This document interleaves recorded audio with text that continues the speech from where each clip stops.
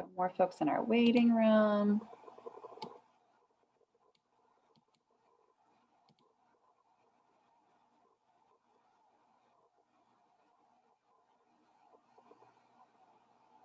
Great.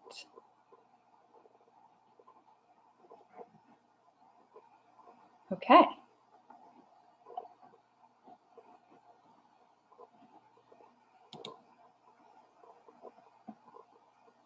We are live, and I think we are ready to start. So,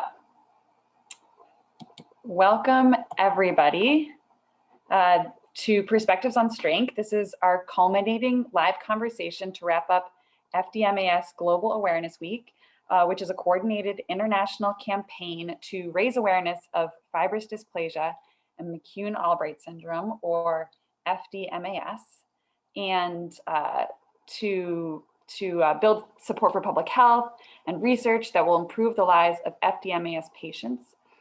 Thank you to all of you who have participated this week by sharing your strength and volunteering to advocate and giving to support our work. It's been an incredible week.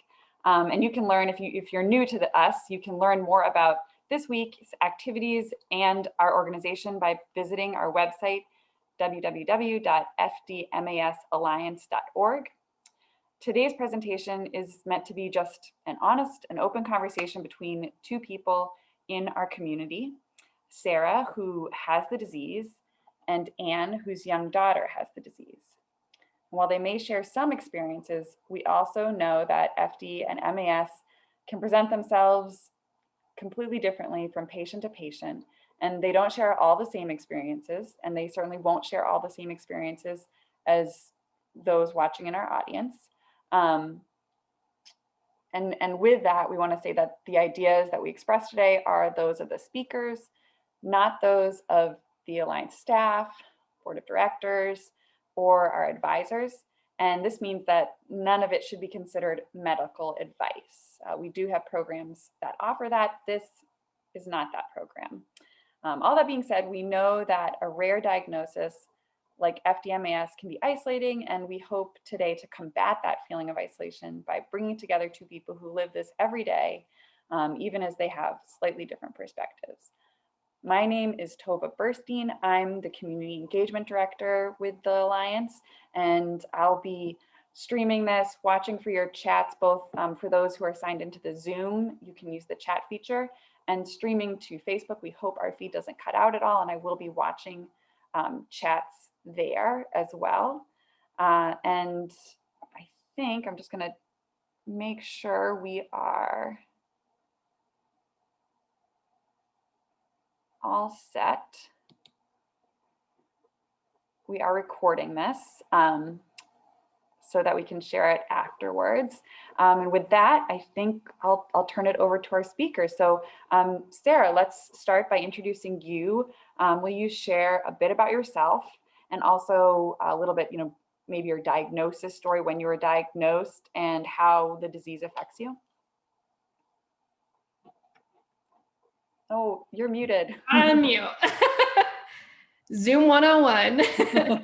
I'm Sarah Mumper. I'm 24 years old. I live in Sacramento, California. I was diagnosed with McCune-Albright syndrome and fibrous dysplasia when I was about 3 years old. My mom felt a lump on my jaw, and it caused us to go get testing done. And they were able to discern that I had McCune-Albright syndrome. I am working full-time as an administrative assistant for vice principals at a local high school here. And I do a lot of advocacy work on the side. So it was really great to get connected with the FDMAS Alliance, to be more active in the advocacy world, especially this year. And to me, just with the pandemic, it made it more evident that it was needed. And yeah. Thanks. And then, Anne, will you share a little bit about yourself and your family, and then also how your daughter is affected by the disease? Absolutely. So I'm Anne Corvelle. I live in Lancaster, Pennsylvania. My daughter, Katie, is currently 7.5. We have been on this journey. We're closing in on 5 years of her diagnosis. Our journey really started when she was 10 months old. We had woke up one Sunday morning with some pretty frightening symptoms, and wound up going to the doctors, and nobody knew what to do. And then everything subsided. And actually, McCune-Albright syndrome was,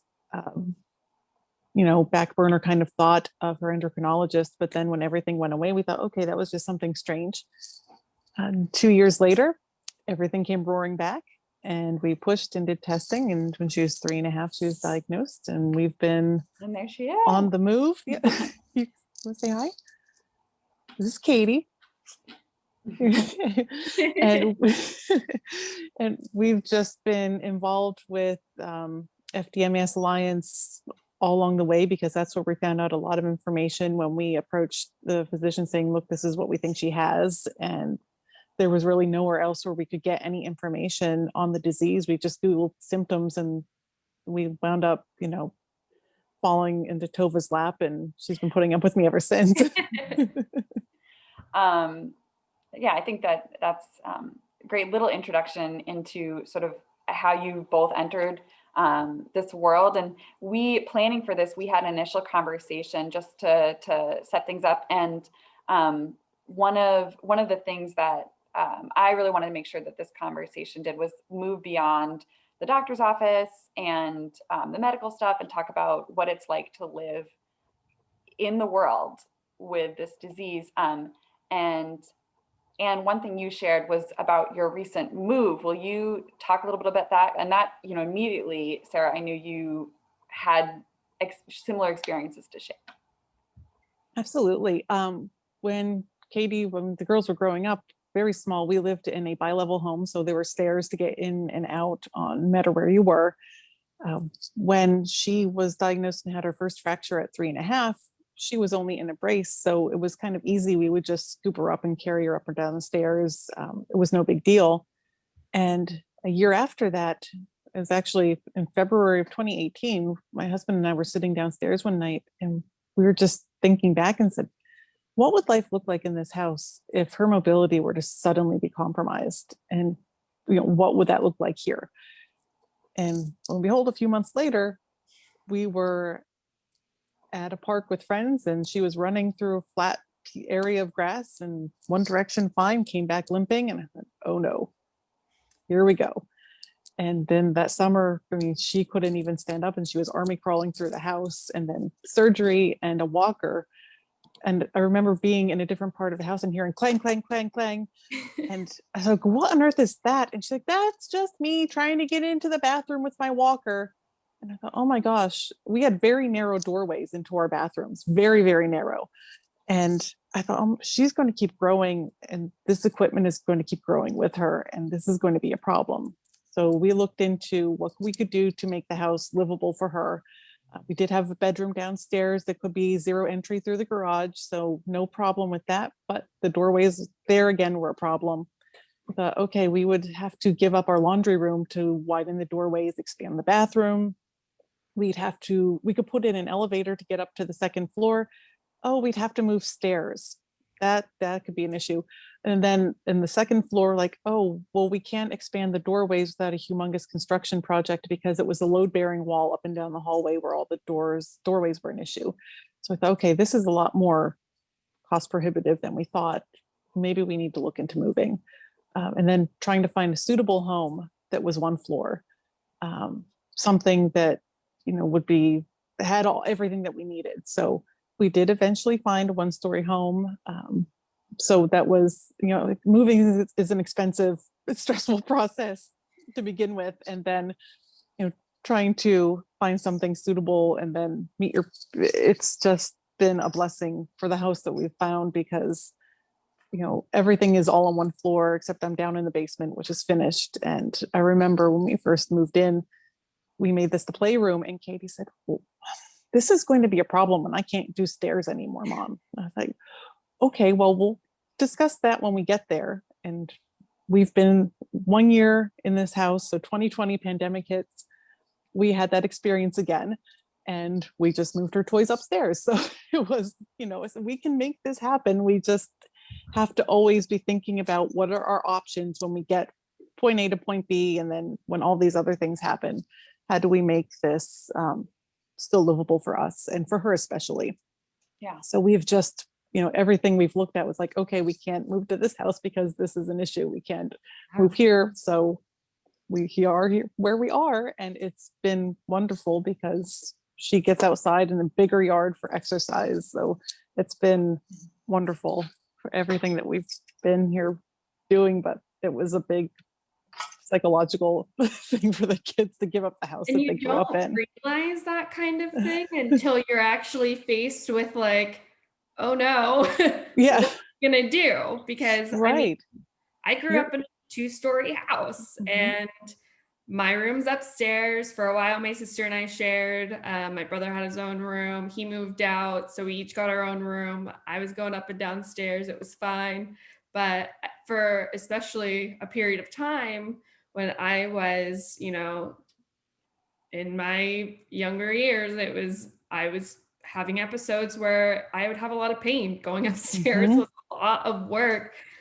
We made the couch my bed, and it's a joke in my family when I do hurt myself that like, it's like couch surfing for Sarah. So we eventually, especially when I was still living at home and going to college, I was just kind of like, I'm so sick and tired of going upstairs, that we eventually made the downstairs sunroom my one bedroom. So that way I just could limit how often I was going up and down. And that alone just like made me have enough to go through the day to do other things. And eventually I moved out, lived with my brother, who lived in a 1-story house just down the street from us.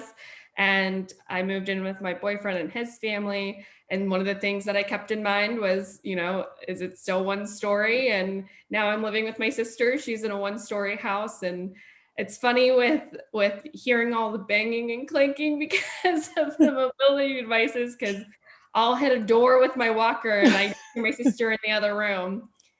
Did you hit my baseboards? I usually hear the dogs scurrying around because they're terrified of the walker. When my sister's cat was around here before we rehomed her, she loves to sit on my walker, on the seat of my walker, but anytime I would walk around or turn a corner, she was booking it. Sarah, another thing that you mentioned in our initial call was you talked a little bit about your sister and your brother, about how in the family, even though you were are going around with your walker or your wheelchair, that you still have the reputation of the family wild child. Yes. I also chalk that up to being like the youngest, and also just being able to, get away with a little bit more than everybody else. But I probably have given my parents a heart attack or two when I was younger, and occasionally still now. But it's one of those things that they actually made me who I am today, I should say. My siblings were always, being the older siblings, picking on me, although I think their story will be a little different. I would go to concerts. They were more of like the hang out with friends kind of type. I was the one that doctors said, don't be playing sports. I did it anyways. Constantly hurting myself, pushing the limits, pushing my parents' patience a few hundred times, especially when they're like, listen, you can't be doing this, you're going to hurt yourself. And I'll be like, okay, I won't, I'll be fine. And then I go and do it. But the other thing too, though, is that it's their fault. They told me that I could do whatever I want, dream as big as I need to dream. And I have, and that's what I've been doing. So even through it all, though, they've been very supportive, and I really test some limits too, like when concerts were a thing, being able to crowd surf. And when I told them, came home that night, I said, hey, you won't believe what I just did. And initial reaction was, you did what? And then I was able to show videos, and I was like, no, it was totally safe. as safe as it can be crowd surfing in a wheelchair. But yeah, I definitely would say that I would push the limits and also try to drum up the sympathy card sometimes, and they would be able to discern which was true and what wasn't. I'm seeing Oh. a comment come in saying that's, I think it's Olivia. Is that, I know she has connected with a lot of other people in the community, and she's saying that's exactly her personality. And I know, and can you see Katie eventually crowd surfing? Oh, I can. She's actually down here kicking a soccer ball around, and she's banned from sports too. So that's where we are. She can't help herself. Yeah, you can't. I mean, I have one physician who's like, oh, she really shouldn't do anything. Like maybe swimming would be safe for her. And I have one who's really in the middle. Is like, well, let's find something, common ground. And then I have the other one who's like, well, let her do whatever she wants. She's a kid. I'll fix whatever happens. Like, no. I'm like all the way down here with don't let her do anything. So it's been a hard balance. I mean, I know as I've gotten older and I'm able to just speak for myself as far as like how I feel and what I'm doing. Having the open conversation with my parents of just like, listen, like if I hurt myself, it's my own fault. Like it is what it is, and I have to pay for those consequences. It's probably a little harder because as much as I wanted to push it when I was younger, I definitely listened, or at least tried to listen a little bit more so. And swimming was my sport. I mean, I loved it. I totally enjoyed being able to do competitive swimming because to me, I'm a competitive person, and seeing my siblings do sports. My sister did softball. I tried it for a year, realized I didn't like it and I didn't want to do it. And then art became more of my thing than sports, but I still try to swim for exercise or go to the gym and do what I can. But it's you still have to learn as an adult too, like, okay, where can I push myself and where can't I? And I definitely love the fact that like we had doctors who were very much the same, Anne, where don't do anything. And then others were like, it's fine, I can fix it, it's totally okay. And we were like, well, we also don't want to be doing surgery, so like maybe I'll kind of refrain a little bit more than usual. And the parent perspective is you're like, yeah, I want her to be a child, I want her to have fun, but like, well, we've already had 3 fractures, and one she tripped and fell, one she was just running in the grass, and the third one we have no idea, she was just living. I mean, here we were in quarantine, and one day she climbed up on my lap and said, when's my next surgery? Because I really don't want to have surgery during a pandemic. I'm like, yeah, I don't want you to have surgery during a pandemic either. What's up? She's like, no, just wondering. I'm like, okay. And 2 days later, she starts limping. I'm like, this is not, no, this is, it's not coincidental, but no. it's totally coincidental that happened. and nobody could figure out what was going on. The surgeon's like, she knew it. She felt it. And half the time, I have to say, there are times where, I'm used to certain types of pain, and I'll call my mom if I'm feeling something just slightly different. And I'm like, hey, do you think that I'm okay if like I'm feeling this kind of pain in this spot in this way? And she's just usually like, well, have you given it some time, or are you calling me like 5 seconds after it just happened? And I'm like, 5 seconds after it just happened. She goes, okay, well, wait an hour, take some Motrin, see how you're feeling. And then if it's worse or if it's better, like, let me know. And, been there, yes. Did your parents ever put restrictions on, like say, like, no, you can't be the catcher on the softball team or anything? I played a lot of different positions for when I was playing softball, and it was like little league. So I was 5. I did pitching, I did outfield, I did shortstop, first and second. So I've tried everything, and mainly like for me, I just didn't want to run. Yeah. Whether or not that was because the disease or because I just didn't really want to run. But they definitely, like, I was told like PE, like don't participate in sports and PE if it's contact, especially basketball. I would be playing with, I would play pickup games with the guys playing basketball, and I would come home and she's like, so how was your day? Oh, it was fun. I did this, blah, blah, blah. And then you being a kid and forgetting, oh, mom told you not to do that, share that I played basketball. And she goes, you're not supposed to be doing that. And I was like, It's funny, we can see in the chat your mom is saying, I banned her from basketball. Like there's hazards of having a community conversation as everybody in the community is going to. See, and we're not afraid to roast each other either about it.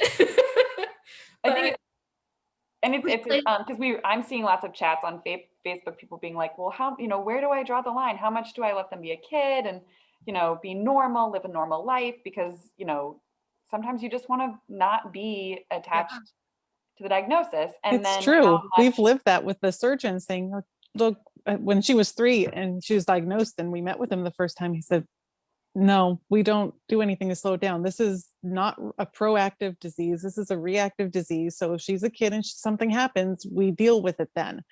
And I was like, well, I don't like this. I don't like this at all. Yeah. He just kept saying, let her be a kid. Let her be a kid. But then our last conversation, he's like, let her do whatever she wants. I'll fix whatever happens. I'm like, yeah, okay, no. But she's just, trying to find that line where she's comfortable and she's happy. I think just letting her be organically happy without her going over the edge, and being, she's aware, I think, of some of her limitations. I mean, we were at the day we were at the park with friends and she ran and fractured her leg. Before that, the kids were jumping off of a boulder and they were like, come on, Katie. And she said, oh, no, I can't do that. I can't jump like that. I have a fragile bone in my leg. I'm like, and I hear this and go, oh my gosh, like she's got it. And poor kid was doing what she was supposed to do, say no. And then it's just what happens.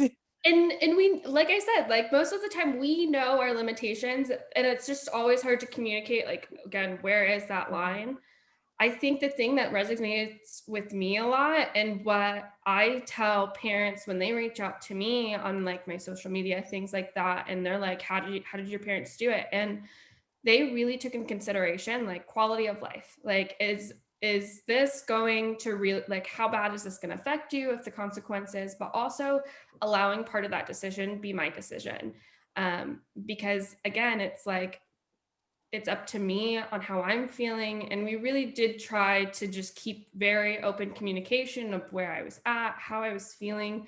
I mean, and I'm sure, like you said, you'll see her start limping and like, she'll probably think that you can't see her limping. And you're just kind of like, you're doing all right, right? It's funny. Like at least once or twice a week, I'll look at her. Are you all right? Is your leg feeling okay? And she's like, yeah, why? I'm like, well, you're limping. Trust that parent intuition, people. But I mean, it's one of those things too. I mean, I'm not supposed to be doing contact sports. I took kickboxing classes and it was amazing because the instructor saw, my situation, talked to me a little bit about it and was like, okay, this is what I want you to do. And this is how we're going to adapt to it. So a lot of what I've learned is even if you feel like you're not capable of doing it, having the conversation with the people involved tends to make it a lot easier. And it makes it a lot, not just easier on me as the patient who has it to explain, no, I can't do that, and not have to like go in depth about it because they already know. But for other people to understand, there's other ways to go about things. And I think that's the most important thing that people need to learn is that, a doctor can say, oh, you can't do that. But like, I love my doctors and I trust my doctors wholeheartedly, but sometimes they're not the ones in our shoes and they're not the ones that really understand in the day-to-day. They can just advise on the medical side and they can do their best from what we tell them on how we are mentally and emotionally going through those things. I just saw a chat about doctors recommending dance, and Dr. Boyce did recommend that for Katie when we were at the NIH 2 years ago. And we've just been struggling. We have so many dance studios where we live and just struggling to find one within a reasonable distance who would be willing to work with her, work with us. That's been our struggle, our issue. And I know you mentioned that Katie was kicking a soccer ball around, and I think it's a magical thing to have the two of you talking because, you know, I'm sure, Sarah, your conversations with your own mother at that stage in life were a lot different than this. And, you know, your negotiations with what Katie can do and, you know, that balance of letting her be a kid, but also you're her mom and you don't want her to get hurt. You want to protect her. You know, have you let her participate in soccer? And have you We tried haven't, because she was diagnosed at 3.5. And at that point, all the doctor's consensus was, look, she's not involved in anything yet. We don't have to take it away. So let's see how this plays out before we decide. And then Erin, with her endocrinologist, is also a bone mineralization specialist, just like Dr. Boyce. And his take was always nothing that's going to be contact. And she's aging out of where it would just be like just a community fun league where it's not like hardcore, they have to try out, and it's like, you know, really super competitive. So at this point, we're said, you know, she's interested. We have to say no. She was starting to take swim lessons because she wanted to be on a swim team at the beginning of last year. And then she was really getting into it and everything shut down. So, you know, in speaking with her doctors now, they're like, please just keep her out of the gym and out of the pool in the communal area until this gets under control. Like, unfortunately, now we have to put that on the back burner again. But she spent the entire spring and summer just running around in the yard and keeping herself going. Even when she was waiting for her surgery, she would be with her walker in the sprinkler, trying to figure out how she could play outside, just making it her own. She just makes up her own little activities for herself. And then after the surgery, 3 days later, she said, my leg doesn't even feel weird anymore. It feels better. And she just waited the 2 weeks she had to wait and got right back to being Katie and running around and being her mom, gritting her teeth and Yep. It's funny because I mean, even now, I mean, I always have art to lean on. I've been fortunate that I just steer towards creative than more being active in that way. You two have that in common. She asked for a big art table and all the supplies for Christmas, and she just, we're not going to say no. You don't. She wanted paints and easels and canvas and everything. And okay, that's what she's interested in. That's how she wants to express herself. That's awesome. And it's fun. It's not, I mean, that's the other cool thing. I took art classes when I also did swim team, and I looked more forward to my art classes than anything. Even now, I'm still trying to find other hobbies and things that I'm interested in. And there's a group in LA called the Rollettes, and they do online dance classes or have conventions where all women of different ages, especially specifically to disabilities, whether you have a wheelchair, a walker, or whatever that may look like, they teach you how to do dances and also how to adapt them. So that might be something too, Anne, that you can That's really cool. Mm-hmm. That's awesome. And she loves her walker. When she got it out for her costume the other week, she was like, yes, my walker. And she was just racing through the house. I love that picture. I love that picture because when I was working with seniors, for Halloween, we always get dressed up and do different things. And I dressed up as the old man from Up.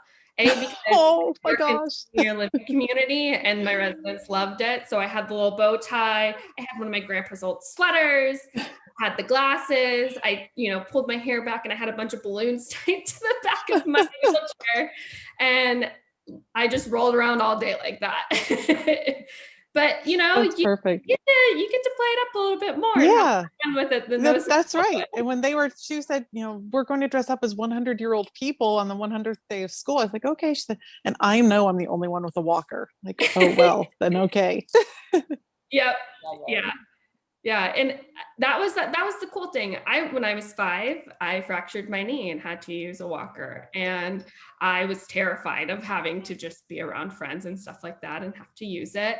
And, my dad went in with me, he talked to my class, and he was like, all right, how many of you guys have, know how to use this or know what it is? And some people are like, oh yeah, that's, my grandma or my grandpa uses that. Yeah. And he's like, how many of you guys want to try it out? Everybody raised their hand and everybody got to go of the walker. Oh So my gosh, that's awesome. Yeah. it was really incredible.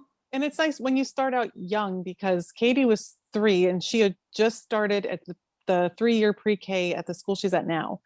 And she was in a brace, and the other kids just kind of, they were 3. That was just, okay, this is Katie, this is normal, this is how she starts the school year, this is just how it goes. And then when kindergarten hit 2 years later, and she had just had surgery the week before school started, and she had the walker and the brace again, and some of the kids were just like, not really sure what to make of her, and they just kind of like moved away. And like the kids who remembered her, had known her from the time they were all together in the 3-year-old class, they were like, oh, hey, Katie. And they would just sit down next to her, and the other kids were they're like, this is just how Katie is. I'm like, oh my gosh, how these 5-year-olds just kind of like get it.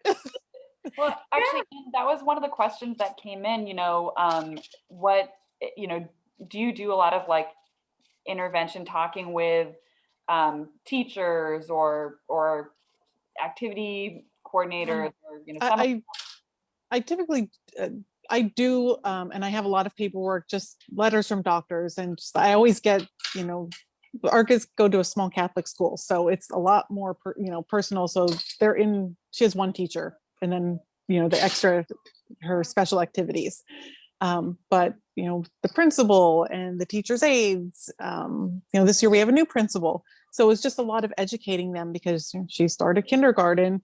They were in this 100-year-old building, and the stairs were outrageous. But we were blessed because her classroom was on the floor with the only ramp, the exterior ramp that went into the building. Her classroom was in that hallway. So we didn't have to worry about the stairs so much. But, we always have to have a conversation at the beginning of the school year. They're always welcome to email me, call me, meet with me. I'm happy to explain, different situations. We built a new school this year, so it's all on one floor. So that's been wonderful, especially once the building was almost finished. Then Katie has a tendency to tell me things after the fact, when it's a little too late. And she said, I'm so glad there are no stairs in this new school, because in that old school, I would be so tired by the end of the day from all those stairs. And I was like, well, what? It's like, why didn't you tell your teacher and say it was just so hard? She said, I was so far behind, I had nobody to tell. Oh my gosh. But the teachers were patient with her, knowing that Katie always brought up the caboose at the end, and she would eventually make her way back to the classroom. But now they're pretty much just in their classroom all day long, so it's not an issue. But she's, the first day of school, we were still coming off of surgery. It was like 2 months, not even 2 months after. And she wasn't using her walker at that point, but I remember it was raining, and they were going in a side entrance. They had stairs up into the cafeteria, and they were pretty steep. And she just got out of the car, and she looked at it, and she looked at me, and I said, would you be more comfortable going around to the front and up the ramp? And And the principal took her by the hand. She's like, come on, girlfriend, let's go. And she's just been so accommodating. She's like, what do you need? The principal took it upon herself to call our IU unit to send in a physical therapist, just to get an idea of where Katie is and how she can adapt. Does she need any help adapting to things in the school? But whereas I was asking for that for years at this old school, where I was like every day nervous sending her up all the stairs to the classroom, and they're like, oh, no, we don't do that. And this new principal is like, we pay for these services. Of course, you can have whatever you want. Like, okay, great. That's incredible. Sarah, have you run into much friction with that? I mean, even in your working life and beyond Katie's stage? I mean, uh-oh, are you frozen? Oh no. She might not be getting us. Oh, I can hear you. Oh, maybe she's frozen from us. Well, I mean, I can also speak a little bit onto just being at a school and growing up in an elementary school. I had a lot of things to relate to with Anne. That I went to a private Christian school when I was in elementary, middle school, and I went to a public Catholic high school. I mean, not a private Catholic high school. And it was nice because in my elementary school, I grew up with a lot of the same kids. So we never really had to explain a lot of the times. And my parents, I mean, they had to talk to my teachers about, obviously my physical capabilities, but also they had to talk about when I would get periods, because that wasn't something that's normal. And I had precocious puberty, and we were still trying to get that under wraps and what that means. And that was something that, my parents, just as Anne, made themselves very available to answer questions, talk to them. I went to a school where it was not the most wheelchair friendly. And when I had to get a wheelchair when I was 10, we had one large ramp to get to the upper part of the school, but there was stairs.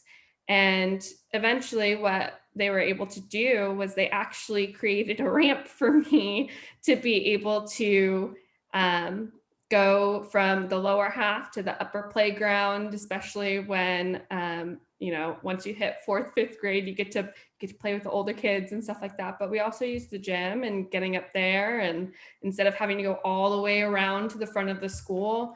And that was really incredible. And it's just having the conversation. But also, I think part of it for me too is when I got to college, having to talk to professors prior to, and just saying, hey, I have this disease. I just want to give you a heads up. There are going to be some days where it is hard for me to come in. I'll be able to let you know the night before if possible. But, if I can get access to the work online, things like that. I always found that it helps to let people at least like have a preface of what's going on.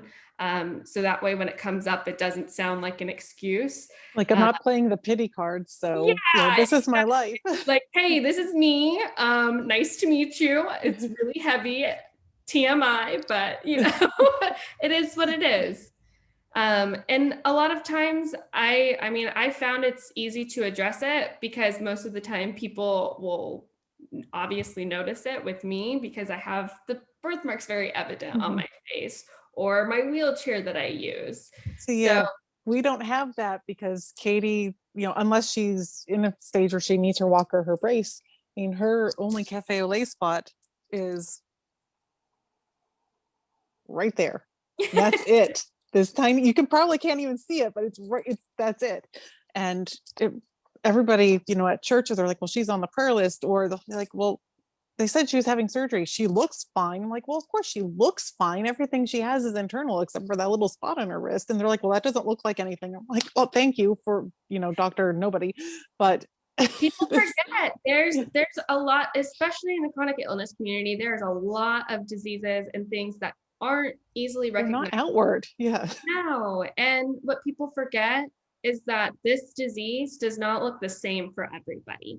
And so it's a different journey for everybody, but we're all relatively understanding the same feelings and what we're going through. And for me, if it's hard for people to even talk about it or bring it up, talk to that person one-on-one, just send an email. That way you don't have to do the confrontation face-to-face. Yeah.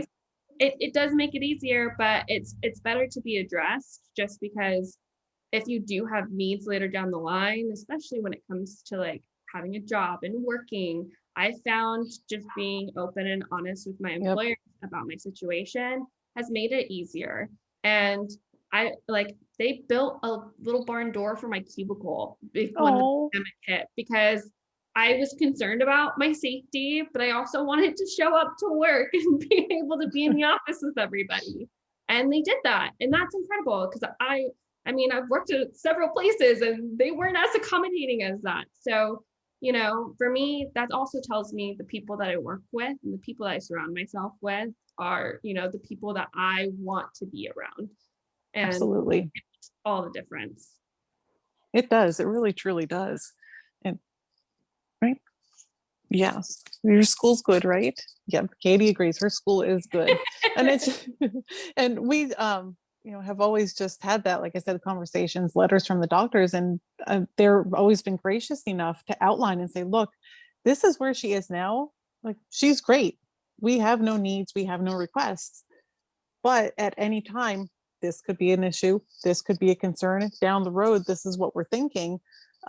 If anything comes up, they've been so wonderful. And you can call us if you have any questions and the family's unable to give you the kind of answer you're looking for. Just give us a call, because we're here to help her live her best life. It's in that, because everybody, like I said, they don't know. I mean, one of her physicians was looking at her. She was diagnosed, and he's laughing. He's like, well, if you look at her, she certainly looks fine, doesn't she? She does, doesn't she? I even got that. I mean, yeah, I have the wheelchair that I use, but my mom and I, we just went to go because I was getting into physical therapy and getting ready to get a new wheelchair. And the fellow's talking to me, and he's like, yeah, and like, do you do this for yourself? And I'm like, yeah, and I drive myself. And he's like, do you use heels? I'm like, no, I just use, foot extensions. And he's like, oh, you're really good. You're doing great. And I'm just like, yeah, but like, I want to stay great. So like, what can we do to make Yes. that? Yep. And that's also a common misconception. So it is. I know we just graduated from physical therapy from her surgery, where the first time, we weren't even in it for 8 weeks and she was fine. But this time it was 5 months, and like, we just don't understand why she's not building up the strength. And then the question was, well, is because she's not forced to do the stairs at school all day, every day? Or is it just, the legs getting weaker because all this stuff keeps happening and she's growing? And, where do you draw the line and figure out what it is? But I mean, otherwise people look at her like, well, she seems fine. Like, yeah, but you have to give her a chance to catch up. Like, because I remember in kindergarten, like, well, she is slow. I'm like, well, yeah, she's slow. She gets worn out. And the gym teacher was like, it's been very good about giving them activities to do, but not pushing her past beyond her limits. So it's been, you just have to take every day as it comes.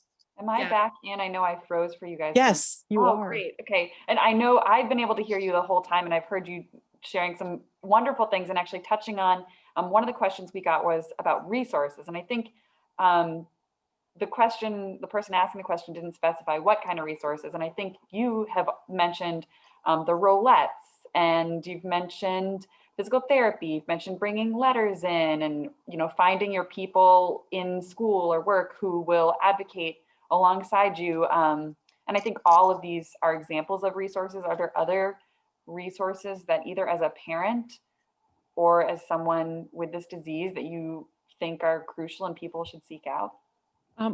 Actually, one of the things I always do, email her teachers over the summer, and I direct them to the Alliance's website and say, look, this is where you're going to find a ton of information.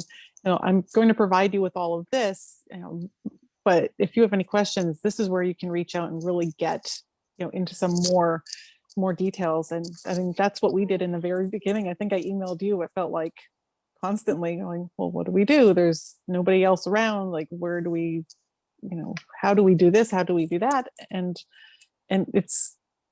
you really have to start thinking like, what can I do? And where can I get enough information to at least be my own advocate?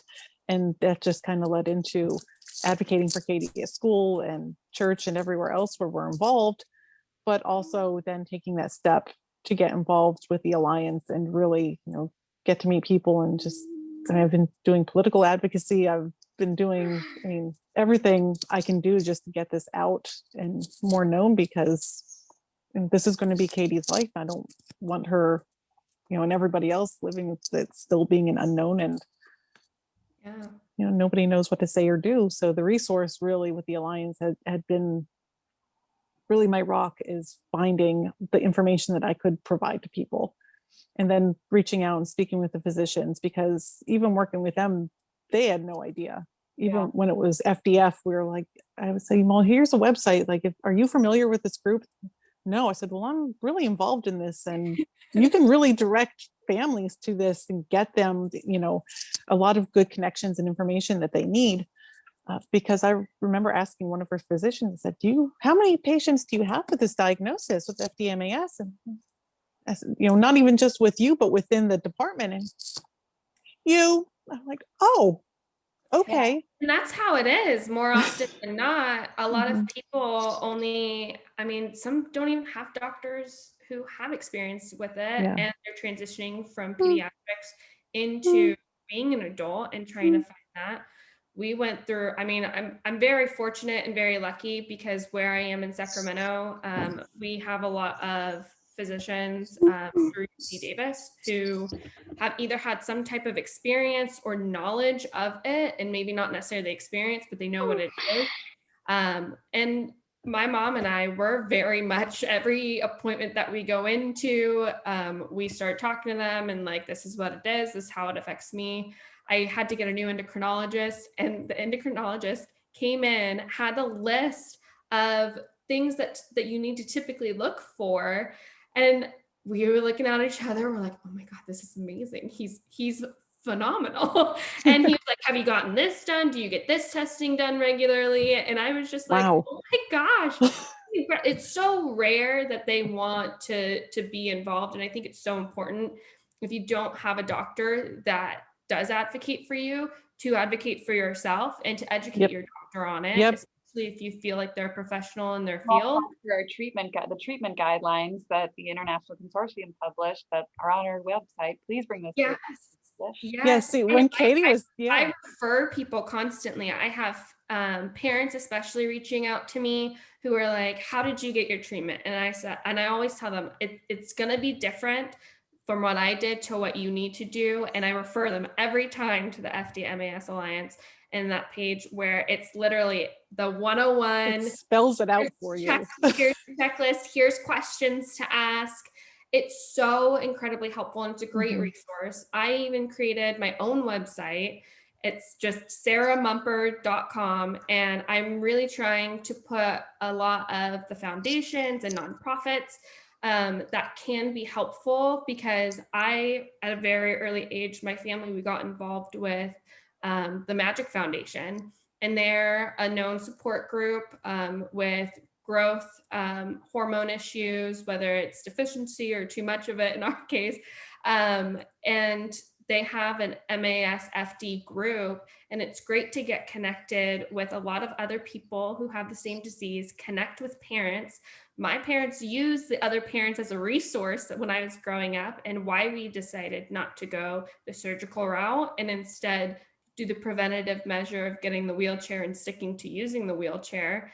And you have a 3-day conference where you can sit down with doctors from the National Institutes of Health who talk about it and talk about what's out there and what can be used. And you can pick their brains, and they usually have somebody come out and speak who is either, another patient or a special speaker in a specific field.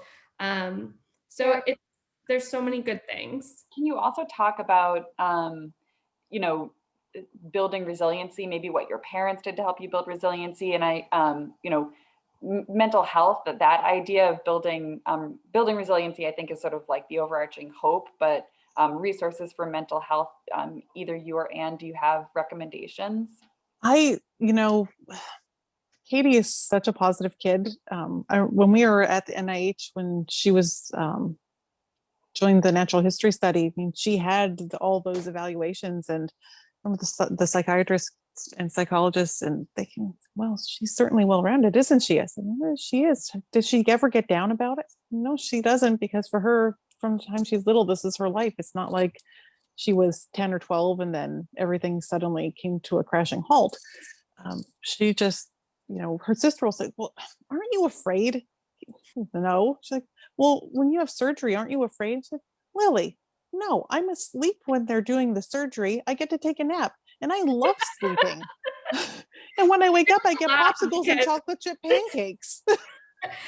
I laugh because whenever I had gone back east, because I do the natural history study at NIH, especially at a young age, the first time I got an MRI, they had to put me to sleep before I went into it, and I had my blanket.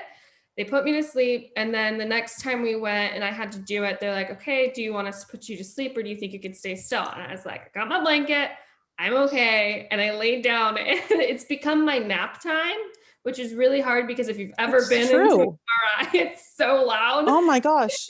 Yeah, the first two she had, she was actually sedated because she was 3 and 4.5. But this last time when we went to NIH and she had like the bone scan, they were like, I said, "Are you going to sedate her?" They're like, "No." I'm like, okay, I guess we'll see how this goes.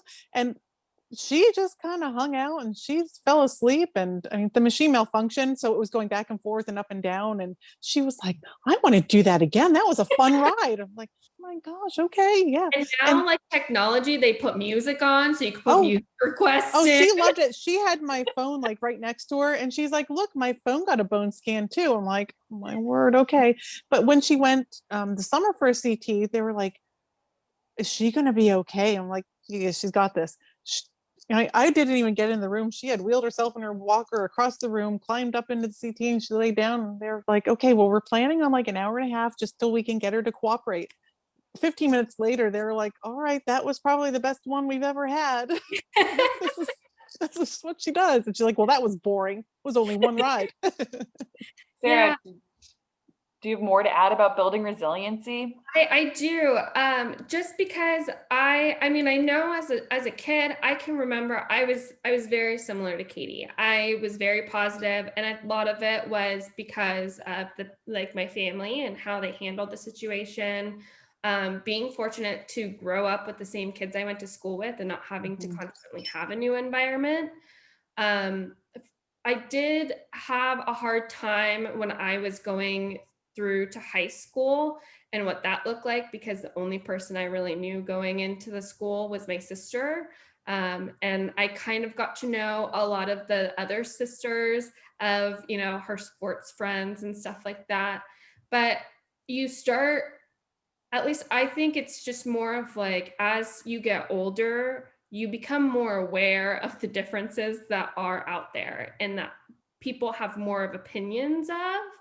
And it does wear on you and your psyche. And I mean, I definitely had to learn how to love myself, love, being disabled and what that means. For me, I distinctly remember a project that we had to do a self-portrait in the 4th grade. And it was just, you had to take a picture of yourself and like print it out, make a beautiful frame, and it's your self-portrait. And I remember I was playing around on Photoshop and I Photoshopped my birthmarks out because for me, that was what I was insecure about at the time. And because they're very evidently there. And I used to have parents when I was a child, like preschool, who were just like, "Oh, sweetie, you have chocolate milk on your face." Or, "Oh, like you have a little bit of dirt here." And I was just always like matter of fact, like, "Those are my birthmarks." And they're just like, "Oh," and they're mortified more than anything because they don't know. And when I saw this picture of me without my birthmarks, I was just kind of like, "Ew, that's not me." And I kind of at that point for me was like, "Oh, I really love these. I want to show them off." Like it became more of, you build your confidence as it comes with each Mhm. situation. And it is scary. I mean, especially because going to doctor's appointments or having procedures done and the concern of like the outcomes or the pain or not having them be educated enough on the issue, it is scary and it is concerning. And I recently got into therapy over the past year, and I kind of wish that I did it a lot sooner. Just because for me, although like everything relatively for me is going well and I handle things very well, it helps me to process when I don't, or it helps me to process when it's a change that I'm not prepared for. Um, I can tell you that within this past year, it's been really hard for me. I was supposed to start a new drug study with the NIH to help my bones, and I broke my arm doing nothing but getting out of a truck.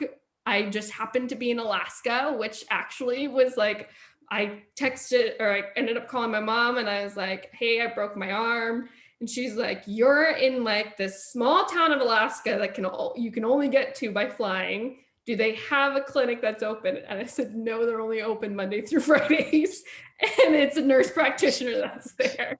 So my mom and my sister are on the phone and they're talking to me and they're very calm because I freak out in these situations. My boyfriend was there. He was actually super calm in this situation because I am very anxious. And in situations like these, my mind goes to the worst. Like, okay, I broke my arm. I can't go to this study. And it's the end of the world. And being able to That's go me. yeah, and it helps to have a support system. And I will not say that enough. Having a support system, whether it's one person, 500 people, whatever it is, have that. Reach out to somebody because it really helps you get through all of it. It really, really, truly does. And it's one of those things that, you know, I had to go home. I had to move back in with my mom. So because my boyfriend and his family, they're working in Alaska for 4 months. So it's not like I could manage to be on my own with a broken arm in a wheelchair, driving myself around, things like that. So I was living with them, which was really hard for me for being, you know, I moved out, I was living my life, and then having to move back was really hard on me. And then I finally was able to start the study. The drug worked too well that I couldn't stay on the schedule for the study to be able to stay in it. And I was told that I couldn't be in it anymore. And that to see, you know, have hope right in my hands and then it's gone. Like I really had a hard time processing through that. But at the end of the day, I started talking to my doctors here, seeing what alternative things we can do to get down that same route. And again, having that support system. My mom, my brother, my sister, my dad, my boyfriend, all of them were, hey, how's it going? How you doing? How are things? You know, where are you at? Like, it really helps because they know that I need to be checked in on as far as just like whether it's how you feeling today. I'm okay. How's your pain? You know, it's not so great. So take it as it comes and really try not to let it overwhelm you and ask for help when you need help because otherwise you're going to feel like you're drowning and you will be. So I strongly suggest if you have resources to reach out and get a therapy session, do that. If you need a referral or to find alternatives to get access to a therapist where it's inexpensive for you, let me know. I'll be happy to do the research for you. I eventually want to have a page on my website that actually provides options for people to be able to have accessible. And I think also, you know, you mentioned too that the reaching out to, I think, others in this community, there's a closed Facebook group that Yes. Patients and caregivers can join. You know, you're not alone and other people are facing similar struggles. So definitely at times when, like Anne, when you've reached out to me and I haven't had the answer, which I won't always, I can then turn to the community too and reach out and see if we can connect each other. And that So can be so great. It is. Got to give a little shout out to them because it's so helpful. And when you connect with you don't even need to always constantly be in there. If you find somebody that you connect with just based on similarities, whether it's a caregiver to caregiver, a patient caregiver, that kind of thing to help give you insight, like take advantage of it. We're all here to help each other out. It's true because when you're trying to, you know, if you have that family support system, you know, as the parent, and then you're trying to reassure this child and you're like, well, I don't know what the future is going to hold. I don't know, you know, we had, you know, you photoshopping your birthmarks off and I found Katie one day with a pencil trying to erase the spot off of her wrist. And I said, what are you doing? She said, if I can get this off of my arm, I won't have fragile bones and I won't be sick anymore. And then I can do whatever I want and I can play soccer and I can play baseball and I can do this. Okay. I said, but then we, you know, transition to the conversation like, this is what makes Katie Katie. This is what is going to help you to be, you know, the best you can be, because you're going to be able to help other people as you grow up. You have this experience, you know what it's like. That when you meet somebody else who's just learning about it, you're going to be able to help them. And obviously, I water it down for her 7-year-old brain, but it's, you know, But you just need, me. I mean, my parents, when I was Mhm. doing the natural history study for NIH, every year before we would, plan on going, they'd sit me down. Hey, is this something that you want to do? They made it my decision. They took Gave you what I aid. got it into Yep. consideration. Yeah. And that is such a big difference. And I think that also is what helped a lot. It, And yeah. And describing just what's happening at being a those little level warriors too. child helps. Yeah. It does. Katie, I mean, I have Katie who It's asks to a go family back. vacation. Yeah, it was a family vacation for It us. was, yeah. Philippines, it is phenomenal.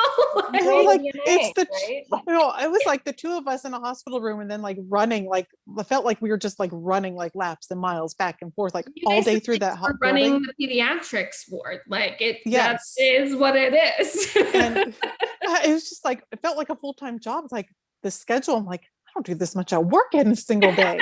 My gosh. And she's like hopping and skipping and coming up playing like lava. The floor is lava all the way across from one end of the campus to the other. And I'm like, oh my gosh, like You need how to many bring more days that of up this? to the adult or from pediatrics up to the adult ward because like it's really boring up there. And I really wish that we I had think as that's much decorations up there as they do. perfect transition because we're coming up zoomed right past our hour mark, and I wish that we could. I think we're gonna just have to have more of these conversations because there are Mhm. so many other questions that I wish we could get to. Perhaps there'll be blog posts or something of that nature in the future. Because I really feel like there's a lot here to unpack. I want to end with one last question for both of you, and that Anne, can you talk a little bit about how to separate yourself from this and allow yourself to be a parent, not just to Katie, but also to your other kids, and to make space for yourself? Do you have a little nugget of advice for that? A lot of it is it's tough because we have one older daughter and she sees the difference that Katie gets away with a bit more. She sees that she gets more attention and that causes her some stress and anxiety, and it's just making sure that there's one-on-one time with her and then one-on-one time with Katie and then time just the two of them. But she knows I'm constantly always watching Katie and like, oh, what's going on with her. But time for myself, it's just, Especially I get, now. especially now, it's everything like we're all home together and everything I do is on Zoom. I don't get out and around other people, and it's being involved, like, it's FDMS Alliance board. I get being involved with that gets me with around other people and people who get it, which is so important. And then I volunteer a lot at their school. I'm on the PTO board, and that getting out with the other moms, and we don't have to talk about, medical stuff and Yeah. it's just about the school. But then my support person is there. Our president is a pediatric nurse practitioner, and she's been like I just kind of lean on her a lot. And ever so often she's my check-in, and being around her and just trying to come up with a hobby. Like exercise is important for me. That's my me time, is getting out and going for a long walk. Before all this happened, I went to the gym and I had yoga friends, and I went to the yoga class several times a week. Um, and just that mind space that's separate from all this, where you're not thinking. Like, I've learned a lot, mindfulness.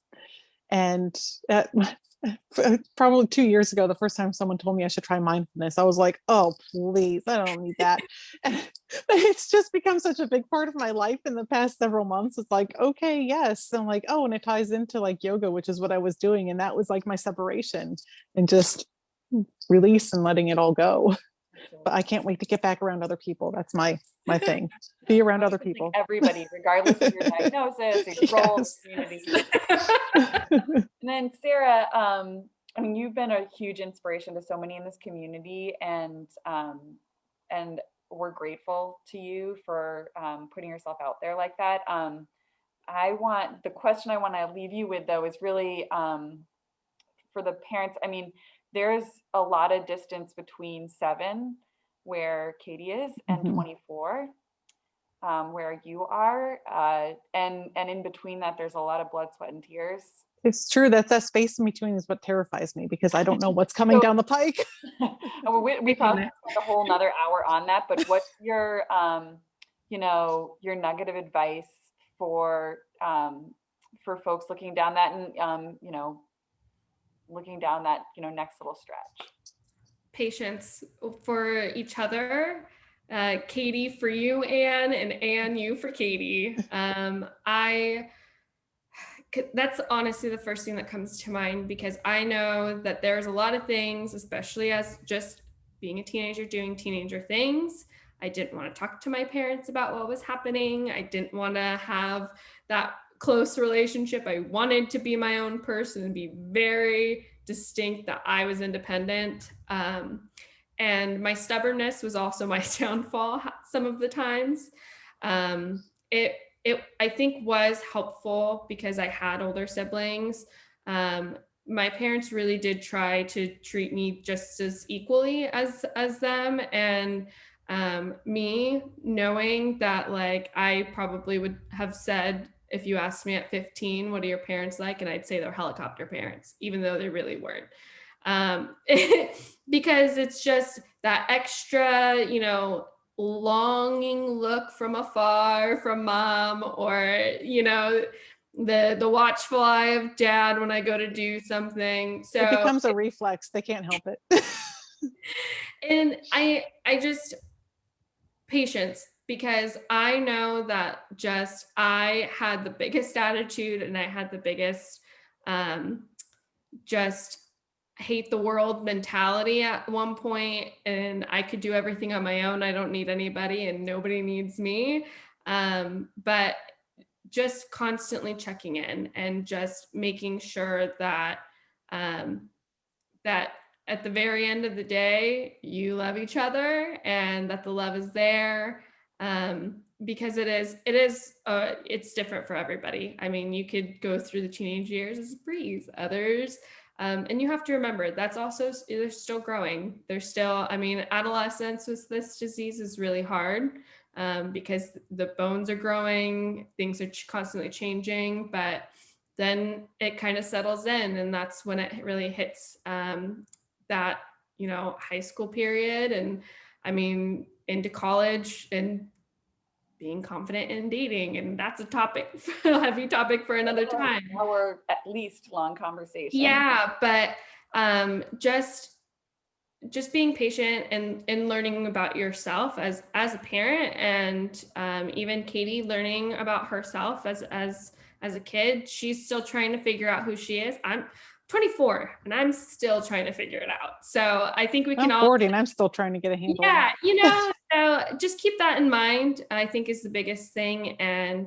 just remember that, like, we're all just trying to get through it and just be there for each other. Thank you both. I really, I am so grateful to both of you, Anne, for sharing your experience and being part of the leadership of this organization. And then Sarah, thank you so much for sharing here today, and also for helping to plan and execute this week. I think, there's a lot to be proud of here, and we're very, very grateful to you. As we close out here, this is the last event, and it's been a really inspiring week. Again, thank you so much to our planning committee for helping this make this happen, and Sarah for being an inspiration beyond just this week. We've had an incredible week, and we've far exceeded our expectations for our planning committee. We set out hoping to uplift a few people, and we've engaged thousands of people. And we've raised over $10,000 to support our work, which is incredible. We are so, so grateful to this community, and we're just truly humbled to be a part of this, this work and this movement. Our work does not end this week or this month. Next, the Alliance will turn to, let's see here. There we go. We're headed on to focus on research funding and the annual $1 Million Bike Ride. The bike ride has been a really powerful grassroots way for us to raise dedicated research dollars for FDMAS. And contrary to the name, does not necessarily involve any biking. So we'd really love for you to join us. There's an event June 12th of this year. It's either going to be in person or virtual, as things go during the time of COVID. And please look for more information about that. We'd love for you to be a part of that. And then our next live event will be on March 12th. About a year out, we have our updated web conversation between several medical experts as well as key advisors, people we actually talked about today, who've been wonderful to this community and helping this organization. So you can join us on March 12th at noon and bring your questions about COVID, the vaccines, and your continued care in light of the pandemic. And then if you have any questions, if you heard something that you want us to, share a link or resources we mentioned, concerns or ideas, all are welcome. We welcome your feedback at info@fibrousdysplasia.org.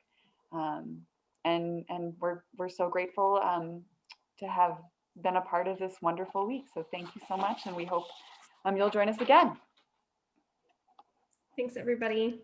Thank you so much. Awesome.